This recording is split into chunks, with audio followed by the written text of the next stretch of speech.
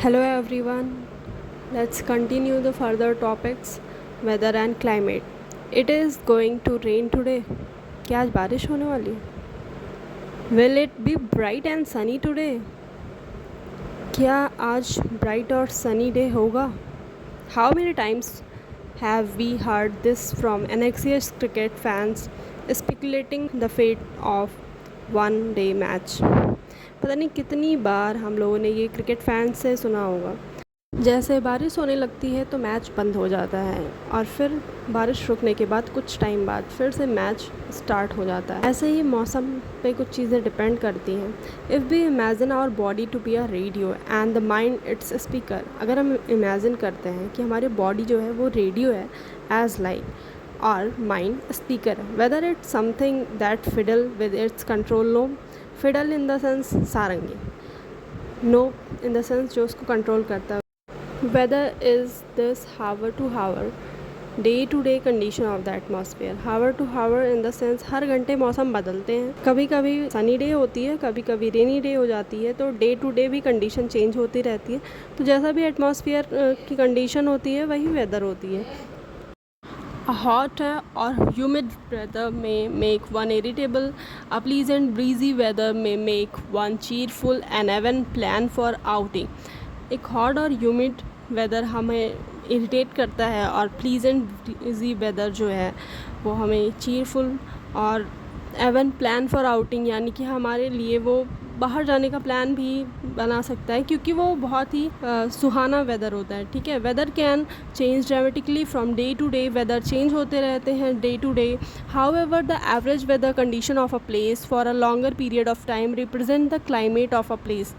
जो एक average weather condition हो, मतलब ज़्यादातर वेदर की कंडीशन एक हो, तो उसे हम रिप्रेजेंट कर देते हैं कि वो क्लाइमेट उसका वही है। Now do you understand why we have daily weather forecast? क्या आप समझे कि हम क्यों डेली वेदर फॉरकास्ट करते हैं? नेक्स्ट टॉपिक है temperature. The temperature you feel every day is the temperature of the atmosphere. Temperature यानी तापमान जो आप फील कर रहे हैं एवरी डे, चाहे वो हॉटनेस हो, कोल्डनेस हो, वही एटमॉस्फेयर का टेम्परेचर है। The degree of hotness and coldness of the air is known as temperature. Hotness और कोल्डनेस की कितनी डिग्री होती है एयर में, उसी को हम टेम्परेचर बोलते हैं। The temperature of the atmosphere changes not only between day and night but also from season to season. Summer are hotter than winter. Temperature atmosphere ना केवल वो दिन और रात का बदलता है, बल्कि सीज़न टू सीज़न भी बदलता है। जैसे कभी विंटर हो गया, कभी समर हो गया, कभी रेनी सीजन हो। Summer are hotter than winter, summer यानी कि गर्मी, और विंटर यानी कि ठंडी। समर तो जाहिर है हॉट हो गई। An important factor that influences the distribution of temperature is insolation. Temperature के डिस्ट्रीब्यूशन में एक इम्पॉर्टेंट फैक्टर वर्क करता है जो कि है insolation. Insolation is the incoming solar energy intercepted by the earth. Sun से जो एनर्जी निकलती है, रेज़, सन रेज़ जो निकलती हैं वो अर्थ पे आते हैं, उसी को बोलते हैं insolation. Insolation is the incoming solar energy intercept करते हैं by the earth. The amount of insolation decreases from the equator towards the pole. जो अमाउंट ऑफ इंसोलेशन है, यानी कि सन के जो रेज़ होते हैं वो इक्वेटर से पोल तक जाते जाते डिक्रीज़ हो जाते हैं। Therefore the temperature decreases in the same manner. वैसे ही टेम्परेचर भी डिक्रीज़ होने लगता है उस। Now do you understand why poles are covered with snow? क्या अब आप समझ सकते हैं कि क्यों पोल्स हमेशा बर्फ़ से घिरी रहती है? If the earth temperature rise too high, it would be become too warm for some crops to grow. अगर अर्थ की टेम्परेचर बहुत ज़्यादा बढ़ जाएगी, बहुत गर्मी हो जाएगी, तो कुछ क्रॉप्स जो है वो उनके लिए अच्छा नहीं होगा। Temperature in cities is much higher than that of village. Cities में टेम्परेचर ज़्यादा होती है इन कंपैरिजन टू विलेज। क्यों? क्योंकि कंजेस्टेड एरिया होती है सिटीज़, और विलेज जो है वो खुला ओपन एरिया होती है, तो इसलिए वहाँ टेम्परेचर लेस होती है as compared to cities. The concrete and metals in building and the asphalt of roads get heated up during the day. जो सिटी एरिया में कंक्रीट से बिल्डिंग बनाई जाती है, मेटल से बिल्डिंग बनाई जाती हैं, और जो रोड होते हैं, asphalt यूज़ किया जाता है, वो दिन के समय में काफ़ी ज़्यादा गर्म हो जाती हैं, जिससे कि रात में वही हीट रिलीज़ करती हैं. Also, the crowded high-rise building of the cities trap the warm air and thus rise the temperature of the cities. जो cities में buildings होती हैं उससे गर्म हवा निकलती है, ठीक है, क्योंकि वो हाई राइज बिल्डिंग्स होती हैं, उसमें क्या होता है कि ठंडा हवा पास नहीं हो पाता, वो गर्म हवा से ही पूरे सिटीज़ में फैल जाती हैं, जिससे वो टेम्परेचर सिटीज़ का काफ़ी ज़्यादा राइज़ हो जाता है. नेक्स्ट टॉपिक है air pressure. You will be surprise to know that air above us presses us with a great force on our bodies. आप सरप्राइज रहेंगे जान के कि एयर हमारे ऊपर प्रेस करती है एक ग्रेट फोर्स हमारी बॉडीज़ के ऊपर. However we don't even feel it. This is because the air presses us from all direction and our body exert a counter pressure. हम ये फील नहीं कर सकते क्योंकि हमारे बॉडी पर एयर प्रेशर लगा रही है चारों तरफ से, जिससे ये और हमारी बॉडी पर काउंटर प्रेशर लगता है. Air pressure is defined as the pressure exerted by the weight of air on the earth surface. Air pressure को हम डिफ़ाइन कर सकते हैं अर्थ सरफेस पे जो एयर का प्रेशर होता है, उसी एयर द्वारा जो हम एयर के वेट पर जो प्रेशर डालते हैं उसी को हम एयर प्रेशर बोलते हैं. As we go up the layers of atmosphere the pressure falls rapidly. जैसे जैसे ही हम लेयर्स ऑफ एटमॉस्फेयर के ऊपर जाते रहते हैं, एटमॉस्फेयर के लेयर्स में जाते हैं, the pressure falls rapidly. Pressure जो है धीरे धीरे गिरता रहता है. The air pressure is highest at sea level and decreases with height. Air pressure सबसे हाईएस्ट कहाँ होता है? सी लेवल पे होता है, और हाइट बढ़ने के साथ प्रेशर कम होता रहता है. The air horizontally the distribution of air pressure is influenced by temperature of air at a given place. horizontally जो distribution होता है एयर प्रेशर का, वो टेम्परेचर ऑफ एयर से इन्फ्लुएंस्ड होता है एक गिवन प्लेस पर. In areas where temperature is high the air gets heated and rises. कुछ एरियाज़ में टेम्परेचर जहाँ हाई हो जाता है, बढ़ जाता है, जहाँ टेम्परेचर वहाँ एयर हीट हो जाता है और ज़्यादा बढ़ जाते हैं. This creates a low pressure area. उसे क्या बोलते हैं? वो एक लो प्रेशर एरिया क्रिएट कर रहा है. Low pressure is associated with cloudy skies and wet weather. Low pressure associate करता है क्लाउडी स्काई और वेट वेदर को. In areas having lower temperature the air is cold. जहाँ लोअर टेम्परेचर होता है वहाँ का एयर कोल्ड हो जाता है, ठंडा हो जाता है. It is therefore heavy air sink and create a high pressure areas. Heavy air जो है वो सिकुड़ जाती हैं और एक हाई प्रेशर एरिया क्रिएट करती हैं. High pressure is associated with clear and Sunny sky. High pressure associate करता है जहाँ क्लियर और सनी स्काई हो, यानी कि अच्छी खासी धूप हुई हो. The air is always moves from high pressure areas to low pressure areas.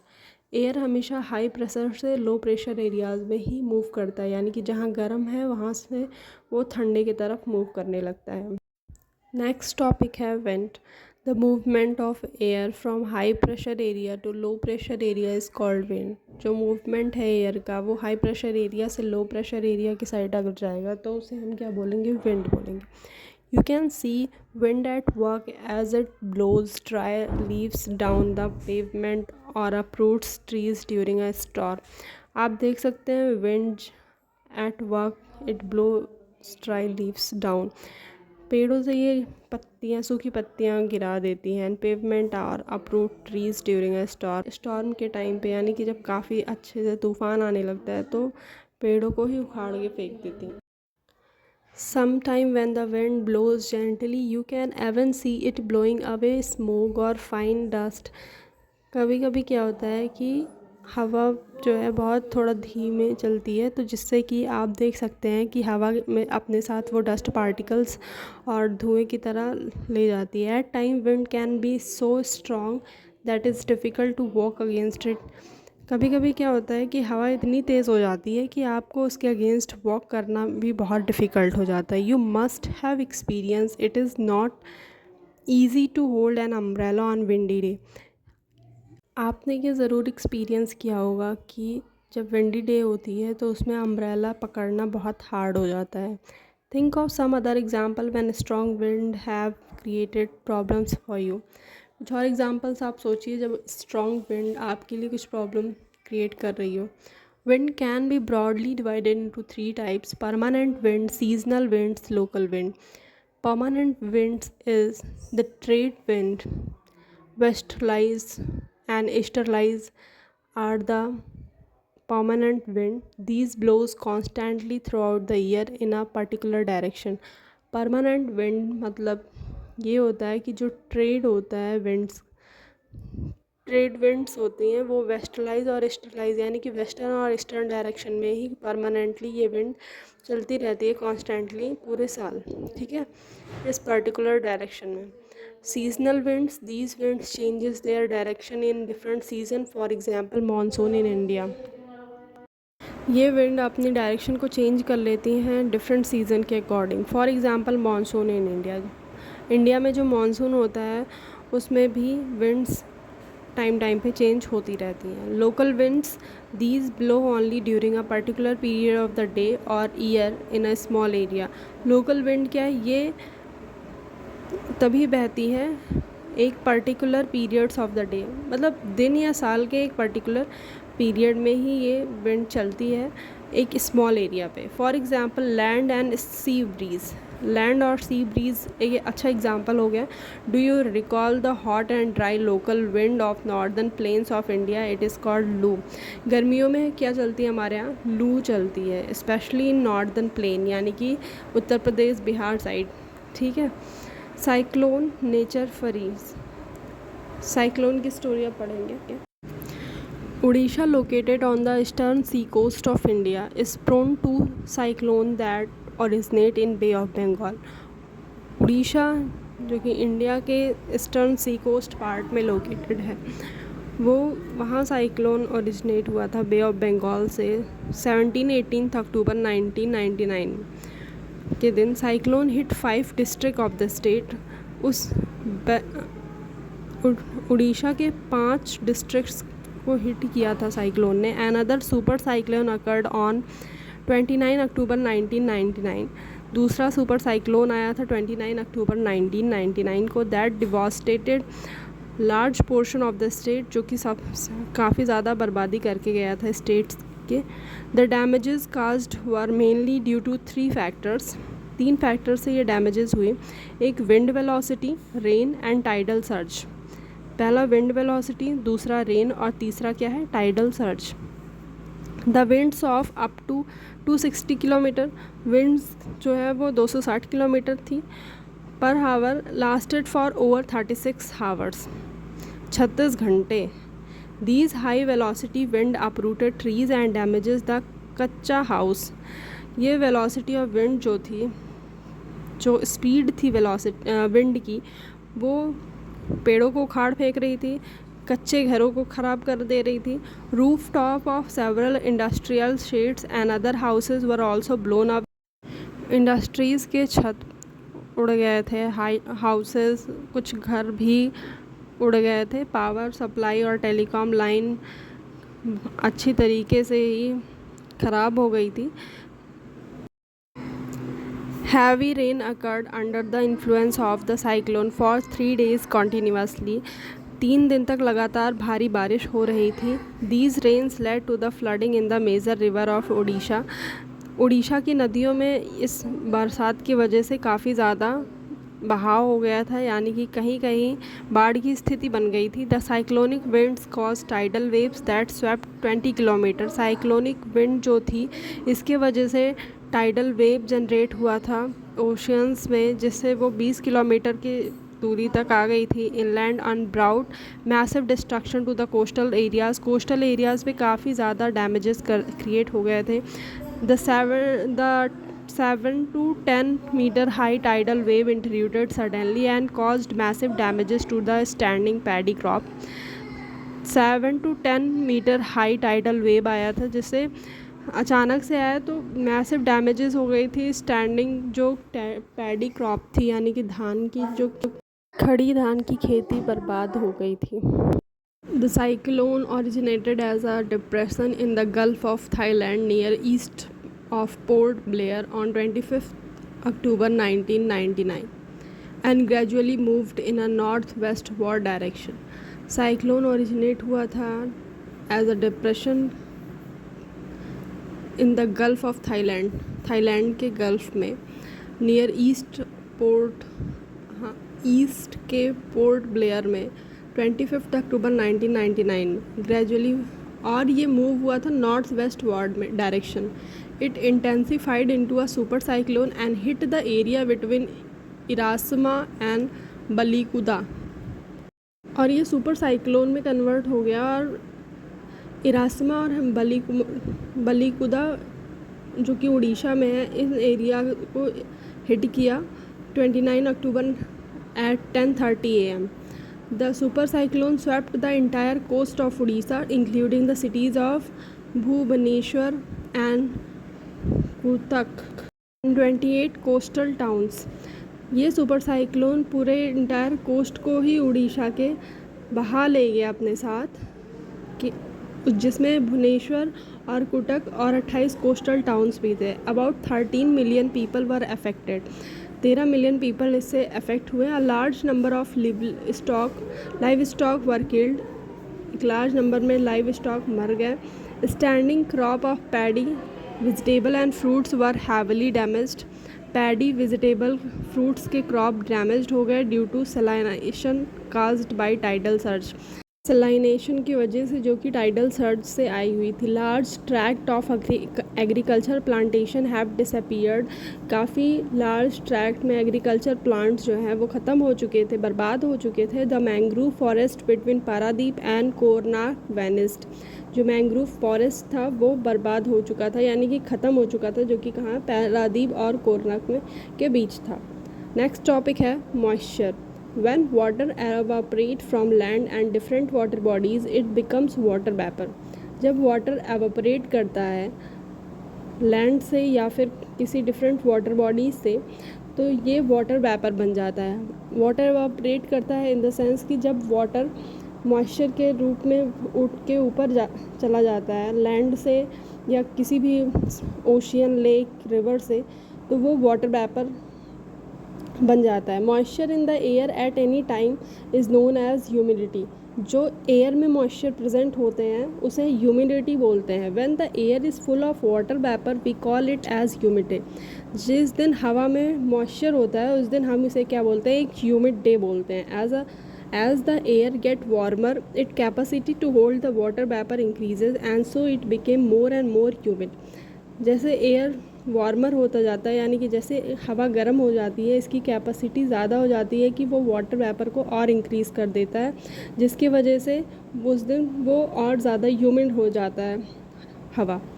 On a humid day cloth take longer to dry and sweat from our body does not evaporate easily. एक humid day पे कपड़े जल्दी सूखते नहीं हैं और पसीने भी नहीं सूखते हैं हमारी बॉडी से, ठीक है। मेकिंग फील वेरी अनकम्फर्टेबल, और हम बहुत ज़्यादा इरिटेट हो जाते हैं, बहुत अनकम्फर्टेबल फील करने लगते हैं।